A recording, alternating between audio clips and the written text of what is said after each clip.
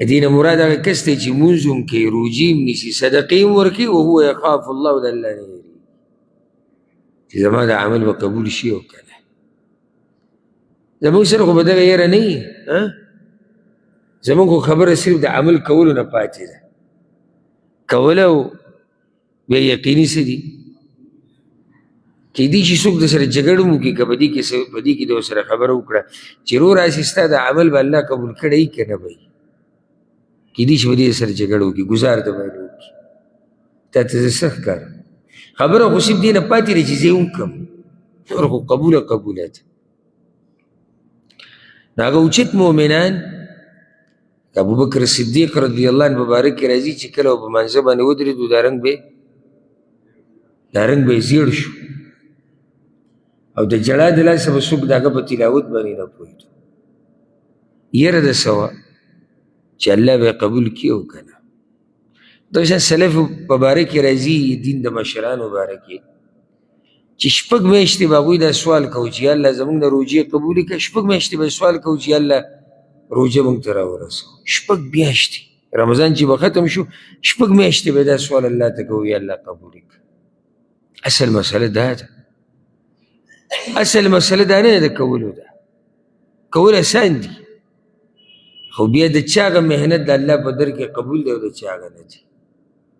او ډېره د یېرې خبره ده، لکه اوس موږ روژه کړې ده او د سحر نه د ماښامو پورې د خېټې د شهوت نه، د عورت د شهوت نه سړي ځان ساتلی او تکلیف تېری، کېدای شي بیماري، کېدای شي بله مسله، او اخري نتیجه دا راوځي چې قیامت پر ورځ الله د هر څه راولي او دې مخ نه ولې راواچوي.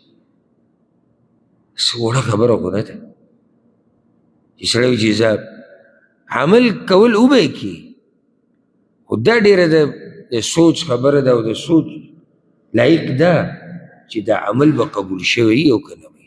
ځکه چې عمل ډېرول دا خو څه خبره نه ده، عمل هغه ډېرول مزه کوي چې هغه قبول شوی د الله په در کې. نو د دې مؤمنانو دا یری چې الله رب العزت به زموږ د عمل دا به قبول کړی او که نه.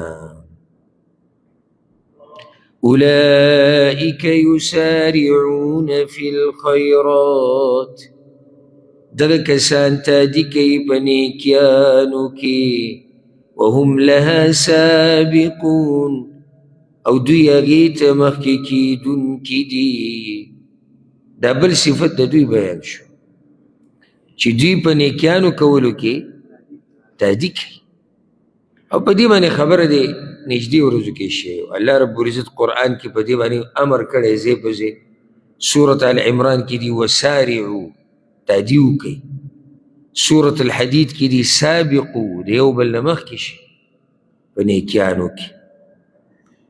نو دوی مخکې کېږي نیکیانو ته او هغې ته مخکې کېدونکي دي، یعنې توفیق ولا الله ورکوي، طاقت ولا الله ورکوي.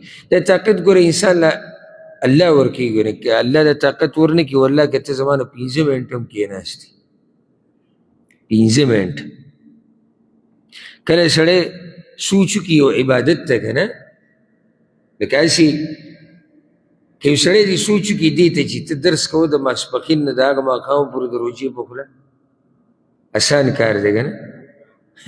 ناسته و د بس پکې زه وینم کله یو طرف ته اوړي او کله بل طرف ته اوړي. دا ټول د الله رب العزت توفیق دی چې کله هم ته نیکیانو کې تادي کې رب دې پکې مخکې